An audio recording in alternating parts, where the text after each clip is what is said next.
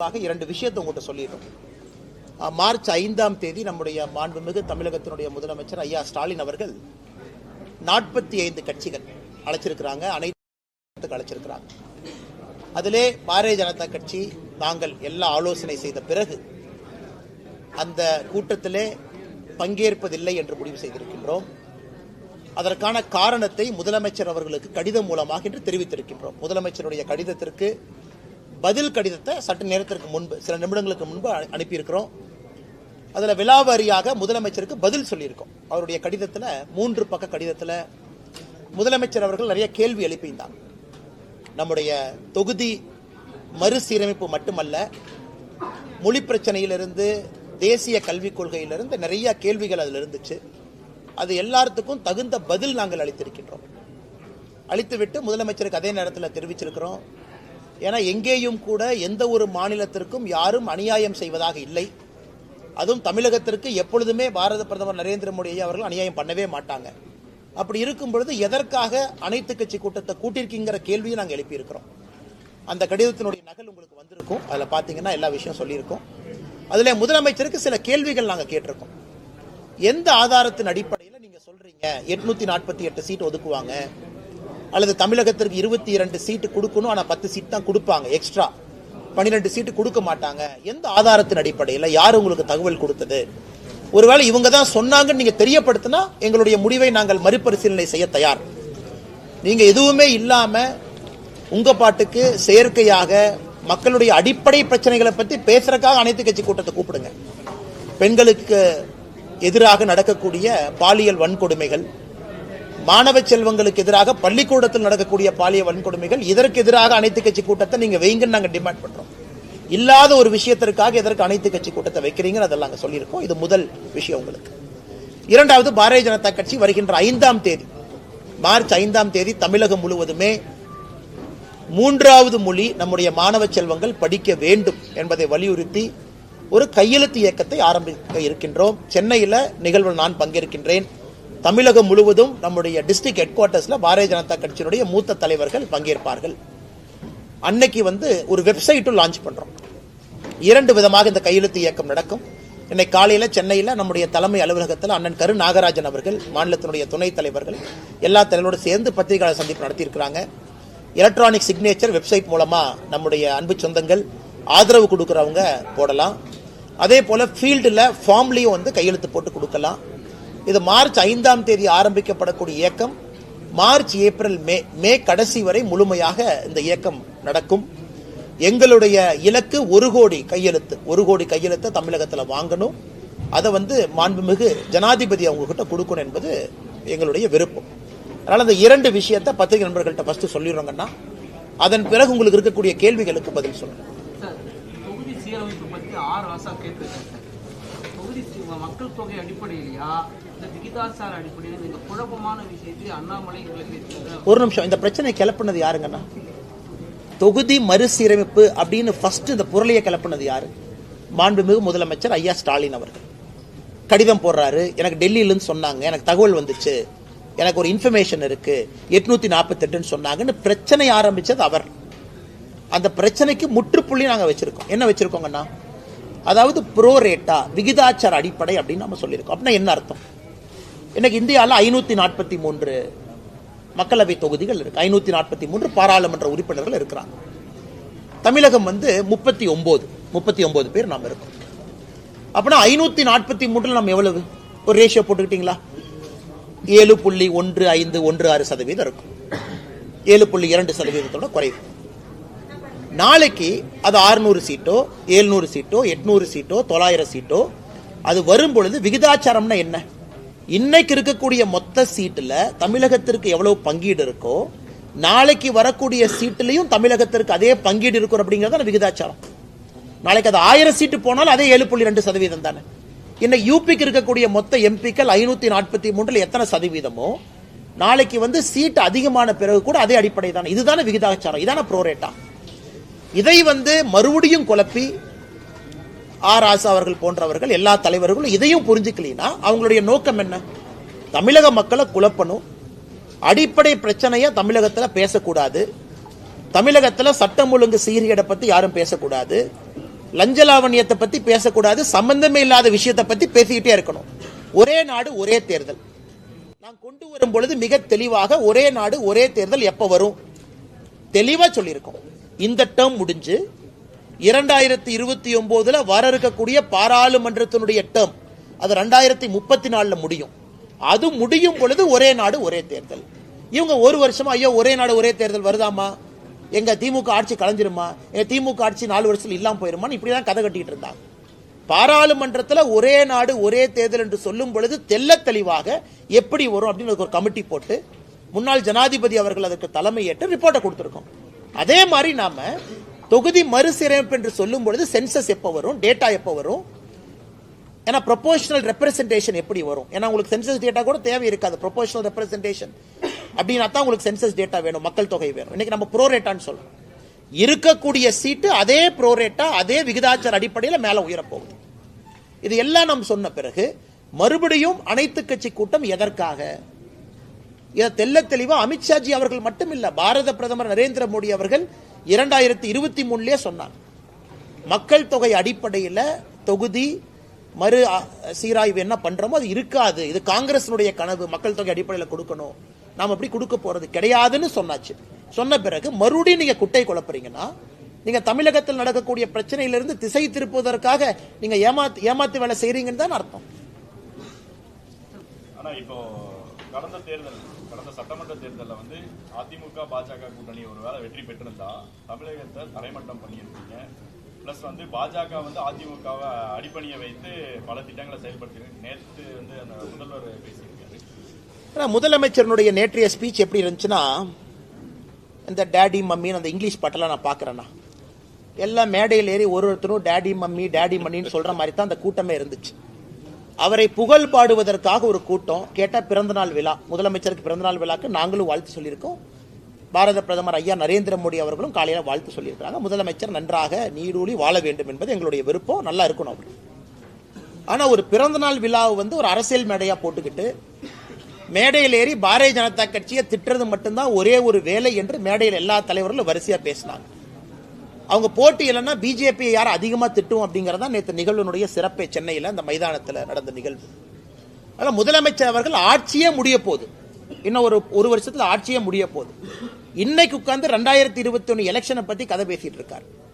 முதலமைச்சர் அவங்க கிட்ட 4 வருஷத்துல நீங்க என்ன சாதனை பண்ணீங்கன்னு நேற்று மேடையில கொடுத்திருக்கணும்ல. ஐயா முதலமைச்சர் அவர்களுக்கு 72வது பிறந்தநாள் விழா கொண்டாட்டத்தின் பொழுது பாருங்க 4 வருஷம் நாம் வந்த பிறகு தமிழகத்துல பாருங்க சட்டம் ஒழுங்கு இப்படி இருக்கு, பெண்களுக்கு எதிரான வன்கொடுமைகள் 10% குறைஞ்சிருக்கு, இப்படித்தானே பேசுவாங்க. முதலீடுகள் இவ்வளவு கொண்டு வந்திருக்கேன். இதுதான் 4 வருஷம் கழிச்சு நான் பேசி பார்த்திருக்கேன். முதல் முறையா ஒரு முதலமைச்சர் 2021 எலெக்ஷன் இப்படி நடந்திருந்தா அப்படி நடந்திருந்தா அப்படின்னு சொன்னாலே முதலமைச்சர் அவர்களுக்கு ஆட்சி செய்வதற்கு விருப்பம் இல்லை. ஏதாச்சும் ஒரு கட்சியை குறை சொல்ல வேண்டும், அது மட்டும் தன்னுடைய விருப்பமா வச்சிருக்காங்க. அடுத்து ஐயா வைகோ அவர்களை போன்றவர் நேற்று என்னை கொஞ்ச நேரம் திட்டினார். அவருக்கு எவ்வளவு சந்தோஷமோ வைகோ ஐயா அவர்களுக்கு. என்னை கொஞ்ச நேரம் ஒருத்தர் செங்கல் எடுத்துருவான்னு வர்றான், அவனை விட மாட்டேன், நான் இருக்கிற வரைக்கும் எப்படி செங்கல் எடுப்பான். அரசியல்ல சில தலைவர்கள் ஏன் ரிட்டையர் ஆகணும் அப்படிங்கிற உதாரணம் ஐயா வைகோ அவர். அந்தந்த வயசு வரும்போது ரிட்டையர் ஆயிடும், ஆகலின்னு அந்த பிரச்சனை வரும். மேடைக்கு போய் என்னை மாதிரி சின்ன பையனை எல்லாம் பிடிச்சி திட்டுறது, முதலமைச்சர் அவர்களுக்கு புகழ் பாடுவதற்காக அந்த மேடையை பயன்படுத்துறது, இது மட்டும்தான் இருந்ததோ தவிர ஆக்கப்பூர்வமாக இந்த பிறந்தநாள் விழால ஒரு தலைவர் ஒரு கருத்து சொன்னாங்க அப்படின்னு நான் பார்க்கலீங்கண்ணா. அப்படித்தான் அண்ணனுடைய கேள்விக்கான பதில் அதானுங்கண்ணா. அதாவது ஆக்கப்பூர்வமா இல்லாம இன்னும் 2021 எலெக்ஷனை பத்தியே நோன்றாருன்னா அவர் 4 ஆண்டு காலமாக எந்த வேலையும் செய்யலின்னு தான் அர்த்தம்.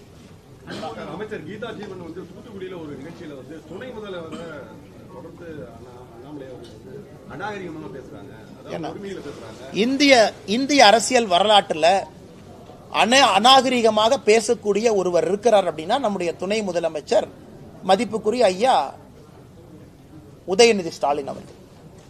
நான் அந்த பழைய விஷயத்தெல்லாம் பெண்கள் இருக்கிறாங்க, எங்க சகோதரிகள் இருக்கிறாங்க, நான் பேச ஆரம்பிச்சா தவறா போயிருங்க. அம்மையார் சசிகலா அவங்களை பத்தி என்ன சொன்னாங்க, அண்ணன் எடப்பாடி அவர்களை பத்தி என்ன சொன்னாங்க, ஐயா மோடி அவர்களை பத்தி என்ன சொன்னாங்க, மோடி அவர்களை 29 பைசா மோடி, எத்தனை விஷயம் சொல்லிக்கிட்டே போலாம். இன்னைக்கு நான் முடிவு செய்து விட்டேன், அவர்களுக்கு அவர்கள் பாஷையில பேசினா தான் புரியுதுங்கண்ணா, இல்லாட்டி புரியறது இல்லை. இந்த காதுல வாங்கி இந்த காதுல விட்டுறாங்க. அப்ப இல்லாட்டி நீங்க போய் பிரஸ்ல போய் கேட்டா அண்ணாமலையா யாருன்னே தெரியாது பாரு, அல்லது பிரஸ்காரங்க மைக் நீட்டினா அதெல்லாம் தெரியாது, இவரை பத்தி கேட்டா சினிமா நான் பாக்குறது இல்லையும் பாரு, இதுதான் அவருடைய பதில். இது அநாகரிகமான பதில். இப்படித்தான் தொடர்ந்து நடந்து கொண்டிருக்கிறது. இன்னைக்கு அவர்களுடைய பாஷையில நான் பேச ஆரம்பித்திருக்கேன். வேற வழி இல்லை. மக்களுக்கு தெரியணும் எவ்வளவு அநாகரிகமாக அதிகாரத்தை கையில் வைத்துக் கொண்டு நடந்து கொள்கின்றார்கள் என்று. அதனால் கீதா ஜீவன் அவர்களுக்கு ஏற்கனவே அங்கே பாரதிய ஜனதா கட்சிக்கும் அக்கா கீதா ஜீவன் அவர்களுக்கும் பெரிய பிரச்சனையாய் அவர்கள் இன்னைக்கு சத்துணவு கூடத்தில் அழுகன முட்டையை போடுற கீதா ஜீவன் அவர்கள் அரசியல் நாகரிகத்தை பத்தி எனக்கு பேசுறது தான் வியப்புக்குரியதா இருக்கு. அதுக்கு என்னையை பத்தி அவங்க சிந்திக்கிற நேரத்தில் கீதா ஜீவன் அவர்கள் ஒரு அரசு பள்ளியில போய் சத்துணவுல குழந்தைகளுக்கு நல்ல முட்டை கிடைக்குதான் அந்த நேரத்தை செலவிட்டாங்கன்னா குழந்தை செல்வங்களுக்கு நல்ல ஒரு மதிய உணவு கிடைக்கும். மத்திய அரசை கண்டித்து தான் இன்னைக்கு நாளைக்கு வைகோ கூட்டம் பெரம்பலூர்ல போராட்டம் நடத்தாங்க. யார் என்ன பண்றாங்க? வைகோ அதிமுக வைகோ உங்களுடைய திட்டங்களை எதுதான் சொல்றாங்க நீங்க? அண்ணே அவர் பேசுங்கண்ணே, அவர் என்ன வேணாலும் பேசட்டும். அவர் ஒன்றுமே இல்லை. உங்களுக்கு தெரியும் வைகோ ஐயாவுடைய நிலைப்பாடு உங்களுக்கு தெரியும். அதாவது தமிழகத்தினுடைய தீய சக்தி திமுகன்னு சொன்னவர். அவர் உயிரோடு இருக்கும் வரை சாதிக் பாஷா அது இது 2G ஊழல் அவர் பேசினதில் எடுத்து நீங்க ரீல போட்டு பாருங்க. அவ்வளவு பேசிய வைகோ அவர்கள் இன்னைக்கு என்ன சொல்றாங்கன்னா, அவர் உயிரோடு இருக்கும் வரை தமிழகத்தில் திமுக ஆட்சி யாரும் அகற்ற முடியாதுங்கிறார். வைகோ ஐயா நல்லா இருக்கணும், அவர் 150 வருஷம் வாழனது வேறங்கண்ணா. அதனால ஏற்கனவே சொல்லி இருக்கின்றோம், வைகோ ஐயா கண் முன்னாடி 2026 திமுகவினுடைய ஆட்சி இல்லாம போகாது. வைகோ ஐயாவும் பார்க்கத்தான் போறாங்க. ஏன்னா இவ்வளவு பெரிய ஒரு தலைவர், தனிப்பெரும் தலைவர் வைகோ ஐயா அவர்கள் திமுக கட்சிக்கும் முதலமைச்சர் அவர்களுக்கும் புகழை பாடக்கூடிய கோர்ட்டில் ஒரு குமாஸ்தாவாக மாறி இருப்பது ஒரு வேதனைக்குரிய வருந்தத்தக்க ஒரு விஷயங்கள். ஆனா இப்ப நேற்றைய தினம் நாம் தமிழர் கட்சி சீமான் அவர்களுடைய விசாரணை இரண்டு விதமாக பிரிச்சுக்கலாங்கன்னா, காவல்துறையினுடைய நடவடிக்கை அண்ணன் சீமான் அவர்களை பொறுத்தவரை அந்த வீட்டில் ஒட்டினது, அந்த அந்த சம்மன்ஸ் ஒட்டினது அதெல்லாம் நடந்து கொண்ட விதம் ஏற்புடையது அல்ல. ஏன்னா ஒரு புகார் வந்திருக்கு, காவல்துறை விசாரிக்கணும். புகார் வந்திருக்கு, சீமான் அவர்கள் ஒத்துழைக்கணும். அது எந்த மாற்று கருத்து இல்லைங்கன்னா. புகார் வந்திருக்கு, விசாரித்த பிறகு சார்ஜ் ஷீட் போடணும். அதெல்லாம் காவல்துறைக்கு முழு அதிகாரம் இருக்கு. ஆனா நான் ஒரு சம்மனை ஒட்டினேன், சம்மனை யாரோ ஒருத்தர் கிழிச்சாங்க, அதனால அவரை நான் தூக்கிட்டு போனேன், அவரை போலீஸ் ஸ்டேஷன்ல போய் அவங்க என்னை அடிச்சாங்கன்னு போலீஸ் நானே கம்ப்ளைண்ட் கொடுத்தேன். எனக்கு அது ஏதோ ஒரு இடத்துல தமிழகத்தினுடைய காவல்துறை தன்னுடைய அதிகாரத்தை தவறாக பயன்படுத்துகின்றார்களோ என்கின்ற ஐயம் எனக்கு ஏற்பட்டுச்சு. ஏன்னா சம்மனை பொறுத்த வரைக்கும் எக்ஸ்பிளைன் பண்றாங்க. ஏன்னா பல பேர் பல கருத்துக்கள் சொல்றாங்க. சம்மன்கிறது என்ன அப்படின்னா, ஒரு காவல்துறை அதிகாரியோ ஒரு கோர்ட்டோ யாராவது நான் விசாரிக்கணும், அவங்கள்ட்ட ஒரு இன்ஃபர்மேஷன் இருக்கு, நான் கேதர் பண்ணணும் அப்படின்னா சம்மன் பண்ணி வர சொல்லுவாங்க. நீங்கள் நானும் தொடர்ச்சியா அந்த சம்மனுக்கு போகல, முதல் சம்மன் கொடுப்பாங்க போகல, ரெண்டாவது சம்மன் கொடுப்பாங்க போகலைன்னா அது கோர்ட் மூலமாக வாரண்டா மாறும், அது பிடி வாரண்டாக மாறும். அப்ப கண்டிப்பா போடணும். இன்னைக்கு சம்மன்ஸ் எப்படி ஆகி போச்சுனாங்கன்னா, எந்த விதத்திலும் அனுப்பலாம், இமெயில் அனுப்பலாம், வாட்ஸ்அப்ல அனுப்பலாம். சீமான் அவர்களை போன்ற அரசியல் தலைவர்கள் எங்க இருந்தாலும் அந்த லோக்கல் கான்ஸ்டபிள் மூலமா மேடைக்கு சர்வ் பண்ணலாம். அவர் கிருஷ்ணகிரி தர்மபுரி பக்கத்தில் இருக்காருன்னா அங்க போய் சர்வ் பண்ணலாம்.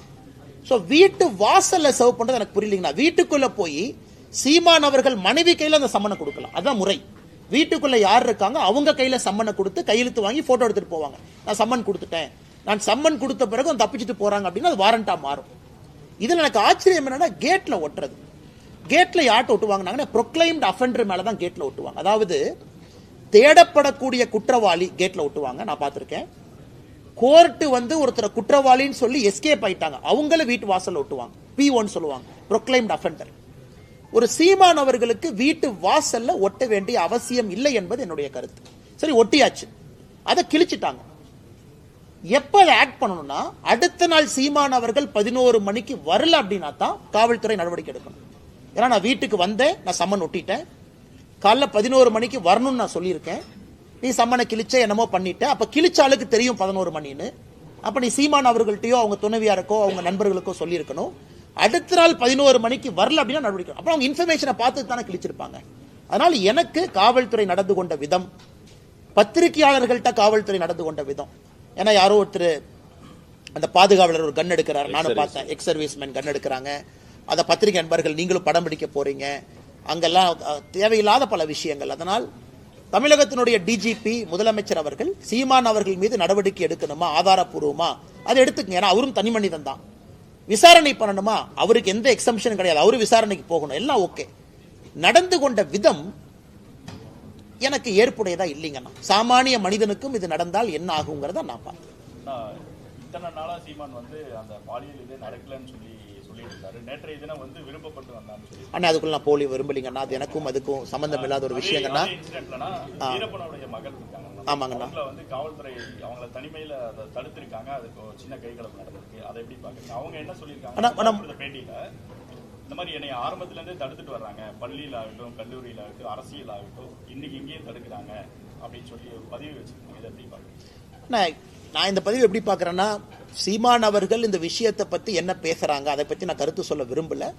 அது காவல்துறை அவர்கள் விசாரணை எடுக்கணும், நடவடிக்கை பண்ணணும், தப்பு நடந்திருந்தா நியாயம் கொடுக்கணும், அது வேறங்கண்ணா. நான் முதல்ல இருந்து அந்த பாயிண்ட்டுக்குள்ளேயே போலிங்கண்ணா.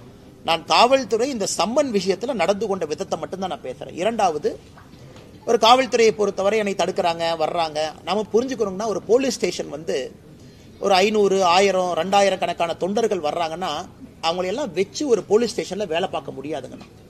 ஒரு காவல்துறைக்கு எல்லோரையும் தடுப்பதற்கான உரிமை இருக்கு. காரணம், லா அண்ட் ஆர்டர் அவங்க மெயின்டைன் பண்ணும்.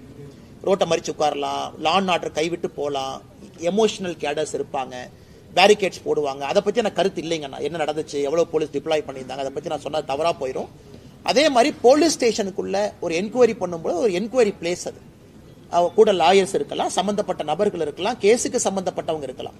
இல்லை நான் கூட ஒரு 10 பேர் போவேன், 20 பேர் போவேன், 30 பேர் போவேன், அது போலீஸ் ஸ்டேஷனாக இருக்காது, வேற மாதிரி மாறிடுங்கண்ணா. அதை தடுப்பதற்கும் காவல்துறைக்கு உரிமை இருக்கு. ஆனால் இந்த கேஸை பொறுத்த வரைக்கும் காவல்துறை ஆரம்பத்திலிருந்து கடைசி வரை நேர்மையாக நடந்துக்கிறாங்க அப்படிங்கிறத நம்ம பார்க்க முடியும். அதை பொறுத்து அந்த கேஸே நேர்மையாக நடக்குதான்னு சொல்ல முடியும். அதனால் காவல்துறை நேர்மையாக ஒளிவு மறைவு இல்லாமல் டிரான்ஸ்பரண்டா நடந்தாங்கன்னா நாளைக்கு எல்லோருக்கும் காவல்துறையின் மீது நம்பிக்கை வரும். நிதியமைச்சர் தங்கம் தென்னரசு நேற்று பேட்டியில் சொல்லியிருக்காரு, மத்திய அரசு வந்து மாநிலங்களுக்கான நிதி ஒதுக்கீடை மேலும் குறைக்கிறதுக்கு பிளான் பண்றாங்க அப்படிங்கிற மாதிரி சொல்லியிருக்காரு. தங்கம் தென்னரசு ஐயா டெல்லி போகும்போது இதை பத்தி எதுவுமே பேச மாட்டாருங்கண்ணா. ஜிஎஸ்டி கவுன்சில் இதை பத்தி எதுவுமே பேச மாட்டாரு. நம்முடைய நிதியமைச்சர் அம்மா நிர்மலா சீதாராமன் அவங்களை சந்திக்கும் போது எதுவுமே பேச மாட்டாரு. ஆனா சென்னைக்குள்ள வந்து பத்திரிகையாளரை சந்திச்சு அதை பேசுவார். அப்படி குறைக்கிறதுக்கு முயற்சி எடுக்கிறோம்னா எதுல குறைக்கிறதுக்கு முயற்சி எடுக்கிறோங்கன்னா, இன்று நம்முடைய கடிதம் முதலமைச்சர் எழுதிய கடிதத்தில் குறிப்பிட்டிருக்கோம். ஐயா 10 ஆண்டு காலம் யூபிஏ காலகட்டத்தில், 10 ஆண்டு காலம் என்டிஏ காலகட்டத்தில் தமிழகத்திற்கு கொடுக்க வேண்டிய நிதி 5 மடங்கு அதிகமாக வந்திருக்கு. டெவல்யூஷன் கிராண்ட் ஹெட்ல மட்டும் 5 டைம்ஸ் மோர் கொடுத்திருக்கோம். அப்படி இருக்கும் பொழுது எந்த ஆதாரத்தின் அடிப்படையில் தமிழகத்திற்கு நிதி கம்மியா வருதுன்னு சொல்றீங்கிற நம்ம கோடிட்டு காட்டியிருக்கோங்கண்ணா எல்லாமே.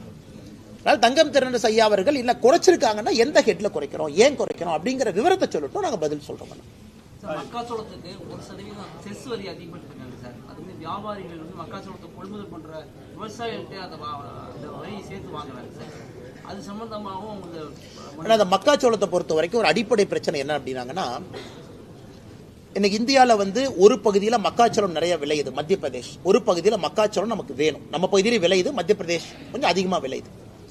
ஸோ மக்காச்சோளம்ங்கிறது நம்ம குறிப்பாக நம்முடைய கால்நடைகளுக்கு அதிகமாக நம்ம பயன்படுத்துகிறோம். ஆடு, கோழி, தீவனங்கள் எல்லாமே மக்காச்சோளம் பேஸாக வச்சு. இன்னைக்கு பிரச்சனை என்னன்னாங்கன்னா, சவுத் அமெரிக்காவிலிருந்து வரக்கூடிய மக்காச்சோளத்தினுடைய விலை இந்தியாவிலிருந்து வரக்கூடிய மக்காச்சோளத்தினுடைய விலையை விட குறைவாக இருக்கு. சவுத் அமெரிக்காவிலிருந்து நீங்கள் மக்காச்சோளத்தை வாங்குறீங்கன்னா கப்பல் மூலமாக, அது போர்ட்டுக்கு வரும்போது அதே மக்காச்சோளத்தை நீங்கள் எம்பியிலிருந்து தமிழ்நாட்டுக்கு கொண்டு வந்தீங்கன்னா சவுத் அமெரிக்காவிலிருந்து வர மக்காச்சோளம் இதை விட குறைவாக இருக்கு. ஸோ நிறைய நம்முடைய நண்பர்கள் நாமக்கல்லை சார்ந்தவங்க, கோழி பண்ணை வச்சிருக்கிறவங்க, தீவனம் வச்சிருக்கிறவங்க எல்லாம் என்ன சொல்றாங்கன்னா, எங்களுக்கு வட அமெரிக்காவிலிருந்து வரக்கூடிய மக்காச்சோளத்தை எங்களுக்கு அனுமதி கொடுங்க அப்படின்னு. ஸோ நாம் ஒரு வரி போட்டிருக்கோம். ஏன்னா வந்து ஒரு மற்ற நாட்டினுடைய மக்காச்சோளம் மொத்தமாக நம்ம நாட்டை வந்து ஃபிளட் பண்ணும் பொழுது நம்ம விவசாயிகளுக்கு பிரச்சனை வரும். ஏன்னா அவங்க டம்ப் பண்றாங்க. ஒரு வட அமெரிக்காவுடைய மக்காச்சோளம் பார்த்தீங்கன்னா நாட்டுக்குள்ள டம்ப் பண்றாங்க. ஸோ அதனால இந்த மார்க்கெட் மெக்கானிக்ஸ்ல தொடர்ந்து நாம் அந்த வரி வச்சு தான் பேலன்ஸ் பண்றோம். அதே நேரத்தில் இவர்களுக்கான முட்டுவலியும் அதிகமாக கூடாது, குறிப்பா வந்து தீவனங்களுக்கான முட்டுவலியும். ஸோ நம்மை பொறுத்தவரை யாருக்கும் பாதிப்பு ஏற்படக்கூடாது. அதே நேரத்தில் உள் ஊரில் இருக்கக்கூடிய மக்காச்சோளம் விளைவிக்கிறவங்களுக்கு, ஏன்னா பிரச்சனை என்னங்கன்னா அவ்வளவு கோழிகள், முட்டைகள், கறிக்கோழிகள், பண்ணைகள் வந்து தமிழகத்தில் அதிகமாக இருக்கு. நாமக்கல்ல இருந்து நீங்க பாத்தீங்கன்னா சங்ககிரி இந்த பகுதி எல்லாமே நிறைய இருக்கு. அதனால தொடர்ந்து வரக்கூடிய பிரச்சனைங்கன்னா அவங்க சொல்லும் போதெல்லாம் அப்பப்போ நாங்கள் பேலன்ஸ் பண்ணி கொடுப்போம். இன்னைக்கு அது மறுபடியும் அவர்களுக்கு பிரச்சனையா இருக்கு அப்படின்னா அதற்கு என்ன உதவி தேவையோ நாங்கள் செஞ்சு கொடுக்குறோம். மாநில அரசு அந்த கரெக்டுங்கண்ணா. ஏன்னா மாநில அரசுக்கும் இதே பிரச்சனை இருக்குங்கண்ணா. நான் எனக்கு ரெண்டு வச்சு நான் நேரடியாக குறை சொல்ல விரும்பல. அதனால ஏன்னா நம்ம மத்திய அரசு சார்பா நாமளும் உள்ள டியூட்டி போட்டிருக்கோம் உள்ள வரும் பொழுது. அதனால நான் நேரடியாக குறை சொல்ல விரும்பலைங்கன்னா, எங்க இதனால முயற்சி எடுத்து மாநில அரசு குறைக்க முடியும் என்று இருந்தால் கண்டிப்பா நாங்கள் ரெக்வஸ்ட் பண்றோம். மத்திய அரசினுடைய நோக்கம் வட அமெரிக்காவுடைய மக்காச்சோளம் மார்க்கெட்டை ஃபிளட் பண்ணக்கூடாதுங்கிறது நம்முடைய நோக்கம். அதில் ஏற்கனவே போன ஆண்டு ஹெல்ப் பண்ணோம். இந்த ஆண்டும் தேவைன்னா மத்திய அரசு கவனத்துக்கு எடுத்துட்டு போய் உதவி பண்றோம். ஆனா திருமாவளவன் அதே மீட்டிங்ல என்ன சொல்லியிருக்காருன்னா, மாநில சுயாட்சிக்கு, மொழிக்கு, அரசியலமைப்புக்கு எதுக்குமே பாதுகாப்பு இல்லைன்னு சொல்லி பதிவு பண்ணியிருக்காரு. திருமாவளவன் ஸ்கூலுக்கு மட்டும் பாதுகாப்பு இருக்கு. நாங்க வந்து திருமாவளவன் ஸ்கூல் நடத்துறாரு, சிபிஎஸ்சி நடத்துறாருன்னு நைட்டோட நைட்டாங்கன்னா ஆளை மாத்துறாரு. இந்த ஸ்டேஷன்ல ரவுடிகள் ஆளை மாத்துற மாதிரி நைட்டோட நைட்டா கரஸ்பாண்டா இருந்தவரை ட்ரஸ்ட்ல ஒருத்தரை போட்டு அவங்ககிட்ட கரஸ்பாண்டன்ட் கொடுத்துட்டு, நான் அப்படியே ரோட்ல நடந்து போயிட்டு இருந்தேன், என் கையை பிடிச்சி அவங்களே இழுத்துட்டு போய் இந்த ஸ்கூல்ல கரஸ்பாண்டன்டாருன்னு சொன்னாங்க, அதனால நான் கரஸ்பாண்டன்டா இருக்கேன். எத்தனை நாளைக்கு இந்த கம்பி கட்டுற கதையை, திருமாவளவன் சொல்லக்கூடிய கம்பி கட்டுற கதையை எத்தனை நாளைக்கு தமிழக மக்கள் கேட்டுக்கிட்டே இருப்பாங்கன்னா? இவர் வந்து மொழிக் கொள்கைக்கு ஆதரவு அப்படின்னு சொன்னாங்கன்னா எதுக்கு இவர் சிபிஎஸ்சி ஸ்கூல் நடத்துறாரு? அப்புறம் அடுத்தது சொல்றாரு, சிபிஎஸ்சி ஸ்கூலே ஆரம்பிக்கல, சும்மா தான் என் பேரை போட்டாங்க. பத்திரிகை நண்பர்கள் காட்டுறீங்கன்னு போட்டோ பாருங்கன்னு, நீங்களே போய் ரிப்பன்லாம் கட் பண்ணி குழந்தைங்களா இருக்காங்க. இல்லப்பா அது 10 குழந்தைங்க தான் இருந்தாங்க, ஃபுல்லா ஸ்கூல் ஆரம்பிக்கல. இந்த மாதிரி தொடர்ந்து பொய்யை மட்டும் பேசக்கூடிய திருமாவளவன் அண்ணனுக்கு என்ன பதில் நான் சொல்றதுங்கண்ணா? எனக்கு திருமாவளவன் அண்ணன் அவர்கள் நன்றாக புரிந்து கொள்ள வேண்டும். இன்னைக்கு அவர் ஒரே ஒரு மனசாட்சிப்படி ஒரு பதில் சொல்லட்டுங்கண்ணா. தமிழகத்துல கடந்த 10 ஆண்டு காலமாக தாய்மொழி தமிழ் மொழிக்கு உலக அளவுல மோடி அவர்கள் அங்கீகாரம் தேடி கொடுக்கலையா அப்படிங்கிற பதில் அவர் சொல்லட்டும். அவர் சொல்லட்டும். பாராளுமன்றத்தில் எங்கேயாச்சு நாம தமிழ் மொழிக்கு அவமரியாதை செய்திருக்கின்றோமா சொல்லட்டும். கலாச்சாரத்துக்கு அவமரியாதை செய்திருக்கின்றோமா சொல்லட்டும். எதுவுமே இல்லாம அரசியல் காரணத்திற்காக அண்ணன் பேசுறாருன்னா எப்படி பதில் சொல்றதுங்கண்ணா? பிரசாந்த் கிஷோர் ஒரு அறிவிப்பு கொடுத்திருக்காரு சார். 2026 தேர்தலில் விஜயோட கட்சி தனித்து தான் போட்டியிடுன்னு சொல்லி அறிவிப்பு கொடுக்கல. ஒரு தனியார் தொலைக்காட்சி இன்டர்வியூ எடுக்கும்போது சொல்லியிருக்கின்றார். அண்ணா கரெக்டுங்கண்ணா, சொல்லணும்லண்ணா. இன்னைக்கே ஜெயிக்காதுன்னு சொன்னா அப்புறம் பிரசாந்த் கிஷோர் அண்ணா ஒரு வருஷம் கூட வச்சுக்க மாட்டார்ல. அதை கவுண்ட் பண்ணி என்ன சொல்லுவார், சாப்பாடு நல்லா இருக்குன்னு சொன்னா தான் சோறு போடுவேன் அப்படின்னு. அதனால இன்னைக்கு வந்து நீங்க விஜய் அண்ணனோட இருக்கும்போது சாப்பாடு நல்லா இருக்குன்னு சொல்லணும், சோறு போடணும்லண்ணே. அதனால பிரசாந்த் கிஷோர் அவர்களை பத்தி நான் தவறா சொல்லிங்கண்ணே. அவர் ஒரு கட்சியோடு சார்ந்திருக்கின்றார், சொல்வதற்கு எல்லா உரிமை இருக்கு. ஏன்னா இதையே பிரசாந்த் கிஷோர் அவர்கள் பல இடத்துல சொல்லியிருக்கிறாங்க. அவருடைய சொந்த கட்சிக்கும் பீகார்ல சொல்லியிருக்கிறாங்க, ஜனசுவராஜ் பீகார்ல ஜெயிக்கும்னு சொன்னாங்க. ஆனா நடந்து முடிந்த தேர்தலில் பாத்தீங்கன்னா 3வது 4வது இடத்துல தான் வந்தாங்க பை எலெக்ஷன்ல. அதனால அவர் சொல்றவங்க சொல்லட்டும், மக்கள் கடைசியா முடிவு செய்ய போறாங்க. நான் மக்களுடைய கையில் அது இருக்கு. என்னை பொறுத்தவரை அதை சாத்தியக்கூறாக நான் பார்க்கவில்லை. ரொம்ப அது கண்டிக்கத்தக்க ஒரு விஷயம். ஏன்னா ஒரு கிரிமினல் சட்டத்தில் பாத்தீங்கன்னா நம்ம ஒரு ஐபிசி பீனல் கோட் இன்னைக்கு பிஎன்எஸ் ஒரு கிரைமை வந்து 3 ஏஜா பிரிப்பாங்க. 8 வயசு, 8 இருந்து 12 வயசு, 12 இருந்து 18, 16 அது மாறுதுங்கண்ணா டிபெண்டிங் ஆன் த ரேட். 8 வயசுக்கு கீழே இருக்கக்கூடிய ஒரு குழந்தை எந்த தவறு செய்தாலும் அது தவறு கிடையாதுங்கிற அர்த்தம். ஏன்னா மென்ஸ்ரியா, லாட்டின்ல மென்ஸ்ரியான்னு ஒரு வார்த்தையை பயன்படுத்துறாங்க. அப்பனா அந்த குழந்தைக்கு மனசளவுல சைக்காலஜிக்கல் அளவுல தப்பு செய்யணும் அப்படிங்கிற எண்ணம் அந்த குழந்தைக்கு உருவாகிறத 8 வயசை தாண்டி. 8 வயசு கீழே அவங்க குழந்தை. அதனாலதான் நம்முடைய பீனல் கோட்ல கிரிமினல் சட்டத்துல பாத்தீங்கன்னா பிலோ 8 இயர்ஸ் நோ அஃபென்ஸ். அந்த குழந்தை கத்தி எடுத்து ஒருத்தரை குத்தி கொன்னா கூட அது அஃபென்ஸ் இல்லை. ஏன்னா தெரியாம குத்திட்டாங்க, ஏன்னா மென்ஸ்ரியா டெவலப் ஆகல. இது வந்து ஒரு பேசிக் காமன் சென்ஸ். ஒரு IAS படித்து விட்டு ஒரு மாவட்டத்தினுடைய ஆட்சியராக இருக்கக்கூடிய அதிகாரி ஒரு 3.5 வயசு இருக்கக்கூடிய குழந்தை பாலியல் வன்கொடுமையில் அந்த குழந்தை மாட்டியிருக்காங்க. அந்த குழந்தை மாட்டினதுக்கு காரணம் அந்த குழந்தையினுடைய நடவடிக்கை சரியில்லை, அந்த குழந்தை அவங்களை இன்சல்ட் பண்ணாங்க, அதனாலதான் அந்த குழந்தையின் மீது பாலியல் வன்கொடுமை நடத்தப்பட்டதுன்னு சொன்னதை வன்மையா கண்டிக்கிறோம். அதே நேரத்தில் மாநில அரசை நான் பாராட்டுறேன். காரணம் உடனடியாக அந்த மாவட்டத்தினுடைய ஆட்சியரை மாத்தினாங்க. அது ரொம்ப முக்கியம். ஏன்னா மெசேஜ் கொடுக்கணும். ஒரு மாநிலத்தினுடைய அரசு இது போன்ற அதிகாரிகள் தவறு செய்யும் பொழுது உடனடியா மெசேஜ் பப்ளிக் கொடுக்கணும். நேத்து மாநில அரசு உடனடியா அந்த ஆட்சியரை மாத்தி இன்னொரு ஆட்சியரை போட்டிருக்காங்க.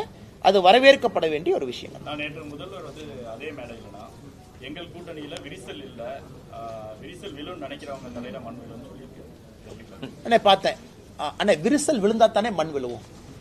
இப்ப ஒரு வீட்டுல வந்து விரிசல் வந்தா தானே தலைமையில மண் விழுகும். 2 ஸ்டேட்மெண்ட். அதனால முதலமைச்சர் அவர்கள் விரிசல் இல்லாம மண் எப்படி விழுகும்? நான் ஒரு வீட்டுக்குள்ள இருந்து அது விரிசல் விழுமான்னு பார்த்துட்டே இருக்கிறேன். அது விரிசல் வந்தா தானே தலைமையில மண் விழுகும். அதனால முதலமைச்சர் அவர்கள் பாதி உண்மையை ஒத்துக்கிட்டாரு மண் உலகம்னு. மிச்ச பாதி உண்மையை இன்னும் 6 மாசத்துல ஒத்துக்குவாரு. இன்னும் 8 மாசத்துல கூட்டணி எதுவுமே இருக்காது, தனியா அவர் இருப்பார். இது நடக்கத்தான் போது, நீங்க டிசம்பர்ல பாருங்க. கண்டிப்பாண்ணே. விரிசல் அவர் விரிசல் தானே சொல்லியிருக்காரு. முதல்ல விரிசல் வந்து அப்புறம் உடையின, அதுக்கு 8 மாச காலமாகும். ஏன்னா இன்னைக்கு திருமாவளவன் அண்ணன் வந்து தோழமை சுடுதல் இருக்காரு. அதாவது வந்து முதலமைச்சர் கொஞ்சம் பேசினா கூட லைட்டா பேசணும், அடுத்து நான் வந்து புகழ் தரணும்னு சொல்லிட்டு தோழமை சுடுதல் தான் இன்னைக்கு இருக்குங்கண்ணா.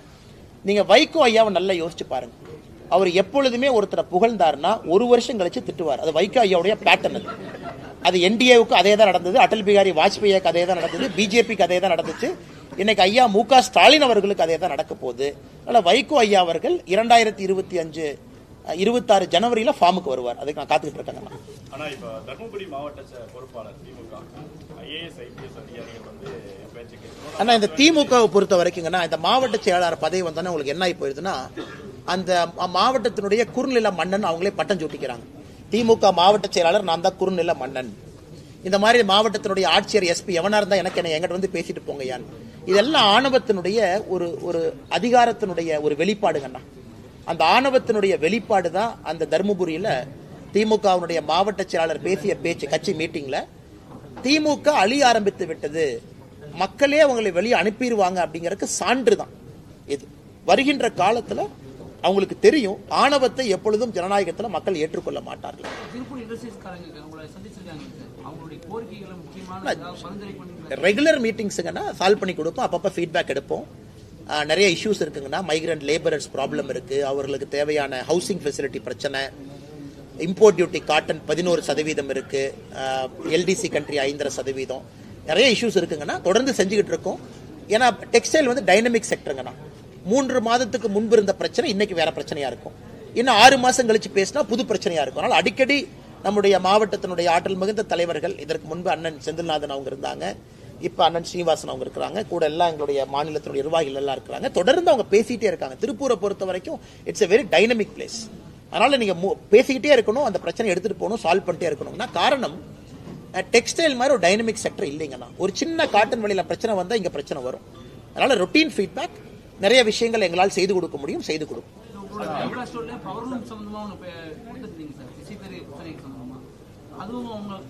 ஆமாங்கண்ணா, அதுவும் இன்னைக்கு பேசணும், என்னென்ன முயற்சி எடுத்திருக்கோம் நம்ம சொன்னோம்.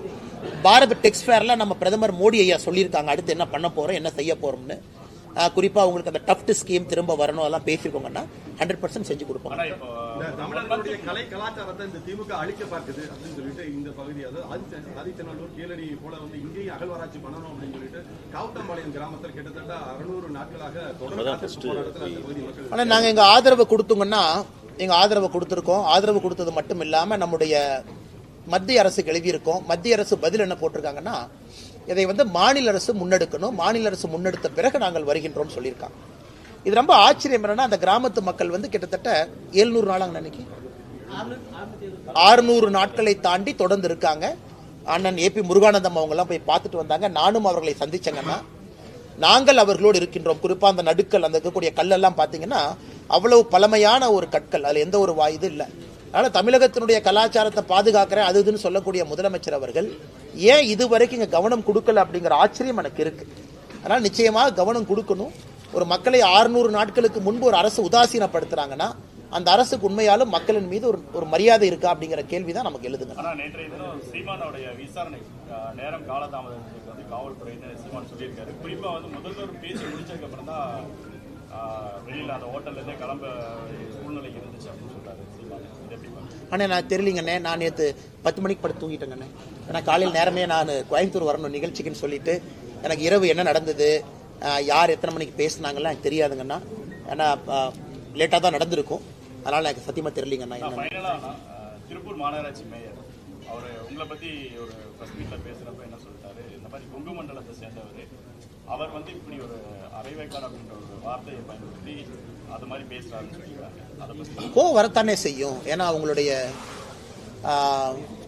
நெஞ்சில சுமக்கிற தலைவரை பத்தி நம்ம தப்பா பேசுறோம் அப்படிங்கிற கோவம் வரத்தாங்கன்னு செய்யும். அதான் இவங்களே என்னன்னா அடிமைகள், அவங்கெல்லாம் அடிமைகள். இவங்கெல்லாம் எப்படிப்பட்ட அடிமைகள்னா எந்த வித ஒரு தலைவனுக்கு ஒரு தகுதி இருக்கணுங்கண்ணா. there should be a basic character. மண்ணிலிருந்து வந்திருக்கணும், மண் சார்ந்து வந்திருக்கணும், மக்களுக்கு ஏதாச்சும் பண்ணியிருக்கணும். அவர்களை எல்லாம் தலைவர்களா ஏத்துக்கிட்டு சுத்துற கட்சி இந்த திமுக. உதயநிதி ஸ்டாலின், இன்பநிதி அவர்கள். உங்க திருப்பூர் மேயர்லாம் போய் இன்பநிதி ஸ்டாலினுக்கு சேவை பண்ணுங்கன்னா போய் சேவை பண்ணுவார், அந்த மாதிரி ஆட்கள். அதனால இவங்க சொல்ற கருத்துக்கெல்லாம் பதில் சொல்லி என்னுடைய தரத்தை நான் தாழ்த்திக்க விரும்பலீங்கன்னா நான் உதயநிதி ஸ்டாலின் அவர்கள் ஒரு தலைவராகவே மதிக்கல. ஆனஸ்டா சொல்லணும்னா அதை விட எத்தனையோ பஞ்சாயத்து தலைவர்களை நான் பெருசா மதிக்கிறேன். ஏன்னா அவங்க எல்லாம் மண்ணிலிருந்து வேலை செஞ்சு வர்றாங்க. இவங்க எல்லாம் சும்மா ஸ்டாலின், கருணாநிதி அப்படிங்கிற ஒரு சர்நேமை வச்சுக்கிட்டு ஆட்சியில சுத்திக்கிட்டு இருக்கிறாங்க. அவர்களுக்கு இவர்கள் வரிந்து கட்டி கொண்டிருக்கின்றார்கள். அதனால இந்த மேயர் சொல்றதுனால நாங்க என்ன தாழ்ந்து போயிருவோமா? அதனால திமுகவை பொறுத்தவரை எங்க தூத்துக்குடியில் யாரோ சொன்னாங்களாமா, அங்கிருந்து ஆள் விட்டு என்னை அடிப்பாராமா,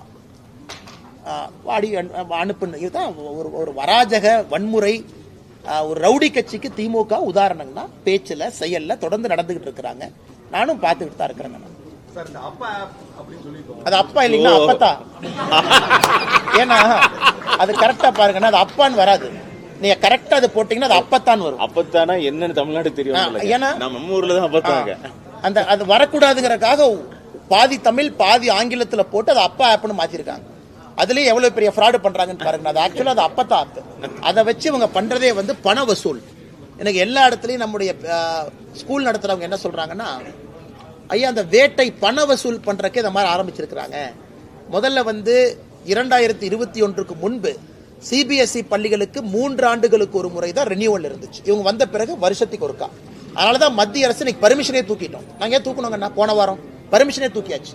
இனி மாநில அரசு சிபிஎஸ்இக்கு நீ அங்கீகாரமே கொடுக்க வேண்டாம், நீ கொடுக்கறதுக்கான அறிவிப்பை தூக்கிய நீ 5 லட்சம் 10 லட்சம் 15 லட்சம் வசூல் பண்ற, எதுக்கு உனக்கு பணம் கொடுக்கணும்? அது ஒன்றுங்கண்ணா. இரண்டாவது, இன்னைக்கு அங்கீகாரத்தை தூக்குனதுக்கு அப்புறம் இந்த கூட்டத்தை போடுறாங்க. அப்பான்னு போட்டு ஸ்கூல்ல பேரண்ட் டீச்சர்லாம் கொண்டு வந்து அவங்கள வச்சு ஒரு பண வசூல் பண்றாங்க. இவங்க வேலையை வந்து ஏதாவது பண்ணி கல்லூரியில பள்ளிக்கூடத்துல பண வசூல் பண்ணலாங்கிறத அவங்க நோக்கம். நான் ஏற்கனவே சொல்லிக் கொண்டிருக்கின்றேன், இந்த மும்மொழி கொள்கையினுடைய பிரச்சனையே தனியார் பள்ளிகளுக்கு ஒரு நியாயம், அரசு பள்ளிகளுக்கு ஒரு நியாயம்ங்கிறனால தான் நாங்க போராடுறோம். அதுக்கு வந்து இந்த அப்பா இந்த அப்பத்தா இதெல்லாம் ஒரு காரணங்கண்ணா. அதுக்கு முடிச்சுக்கலாமா? சுகாதாரத்துறை அமைச்சர் மா சுப்பிரமணியன் இன்னைக்கு கொடுத்த பேட்டியில் என்ன சொல்லியிருக்காருன்னா, பள்ளி கல்லூரிகள் முன்னாடி இருக்கக்கூடிய ஏராளமான கடைகளுக்கு நாங்கள் சீல் வச்சிருக்கோம். மா சுப்பிரமணியனுக்கு ஒரே கேள்வி, யார் அந்த சார் சீல் வச்சதுன்னு கேட்கிறேன். எல்லாம் நாடகங்கண்ணா. எங்கூட மாசு ஒன்ன வரட்டும், இங்க திருப்பூர்ல என் கூட வாங்கினா உங்களுக்கு தெரியும். நான் சும்மா உங்களுக்கு விரும்பல. எத்தனை பள்ளிக்கூடத்து பக்கத்துல எத்தனை குட்கா, எத்தனை சிந்தட்டிக் ட்ரக்கு, எத்தனை கஞ்சா, எத்தனை அபின் வாங்கி கொடுக்குறேன் கூட வர சொல்லுங்கண்ணா. அப்படி சீல் வச்சாருன்னா ஐயா சொல்லிட்டு யார் அந்த சார் சீல் வச்சது, எந்தெந்த பள்ளியில போய் அந்த சார் யாருன்னு சொல்லிட்டு. எங்கேயும் சீலெல்லாம் வைக்கலன்னா சும்மா கதை விட்டுட்டு இருக்காங்க. இவர்கள் வந்த பிறகு பள்ளிக்கூடம் எல்லாம் இன்னைக்கு கஞ்சா காடுகளாக மாற ஆரம்பிச்சிருக்கு. பிளே கிரவுண்ட்ல நான் பார்த்தேன், தனியார் பள்ளி ஒன்று மெசேஜ் போட்டிருக்காங்க கோயம்புத்தூர்ல, உங்களுக்கு பாத்தீங்களான்னு தெரியல. குழந்தைங்களுடைய பேக் எல்லாம் வீட்டுக்கு வந்தா செக் பண்ணுங்க, பள்ளிக்கூடத்தில் நாங்களும் உள்ள வரும்போது செக் பண்றோம். இந்த அளவுக்கு குழந்தைகள் மீது சந்தேகத்தை ஏற்படுத்தக்கூடிய ஒரு பள்ளி கல்வித்துறையை அவங்க நடத்திட்டு இருக்காங்க. பல்லடத்துல 3 பேர் கொலை சம்பவத்தில் இப்ப வரைக்கும் 14 தனிப்படைகள் அமைச்சு இப்ப வரைக்கும் வந்து குற்றவாளிகளை கைது பண்ண முடியாம காவல்துறை. அண்ணா, நம்முடைய திருப்பூர் மாவட்டத்தினுடைய தலைவர் உட்பட அந்த கையெழுத்து இயக்கம் போயிட்டு இருக்குங்கன்னா, 15ஆம் தேதிக்கு மேல ஆளுநரை அவங்க சந்திக்க இருக்கிறாங்க. சப்மிட் பண்ண கையெழுத்தெல்லாம் கொடுத்து சிபிஐ என்கொயரி கேட்க போறோம். சமீபத்தில் பார்த்த நம்முடைய இன்னொரு சமுதாயத்தை சார்ந்த ஒருத்தரை கொண்டு வந்து ஸ்டேஷன்ல வச்சு டார்ச்சர் பண்ணி அவங்கள வெளியே வந்து ஒரு பெரிய போராட்டம் பண்ணிட்டு இருந்தாங்க. இது வேங்கை வயல் மாதிரி இந்த பிரச்சனையில யாரோ ஒருத்தரை கூப்பிட்டு மிரட்டி அவங்ககிட்ட கன்ஃபெஷன் வாங்கி இதை முடிக்க பாக்குறாங்க. அதனால் எங்களை பொறுத்தவரை சிபிஐ விசாரணை மட்டும்தான் தீர்வுன்னு நினைக்கிறோங்கன்னா. முதலமைச்சருக்கு நாங்கள் எழுதின கடிதம் அங்கே இருக்குங்கன்னா அது உங்களுக்கு கொடுத்துட்றோம். ஏன் நாங்கள் அனைத்து கட்சி கூட்டத்துக்கு வரமாட்டோம் அப்படின்னு சொல்லி ஒரு 6-7 பக்கத்துக்கு கடிதம் எழுதியிருக்கோம்.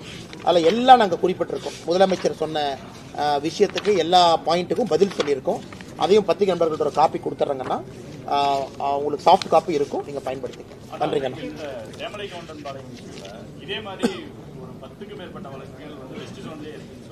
உண்மைதாங்கண்ணா. குறிப்பா வெஸ்ட் ஜோன்ல எனக்கு தெரிஞ்சு நான் ஒரு ஸ்பாட்டுக்கு போனாங்கன்னா, நாமக்கல் பக்கத்துல இதே மாதிரி ஒரு இடத்துல 2 பேர் வீட்டில் அடிச்சு கொண்டாங்க.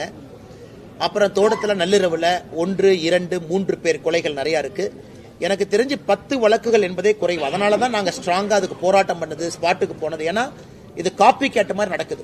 3 மாதத்துக்கு ஒரு முறை வெஸ்ட் ஜோன்ல குறிப்பா தோட்டத்து வீட்டுல இரவுல தனியா இருக்கிறவங்களை பார்த்து ஒரு கேங் டார்கெட் பண்ணிருக்காங்க. தொடர்ந்து இது நடக்குது. அதனால் நீங்கள் சொல்வது உண்மைதான். இதை காவல்துறை கம்பீரமா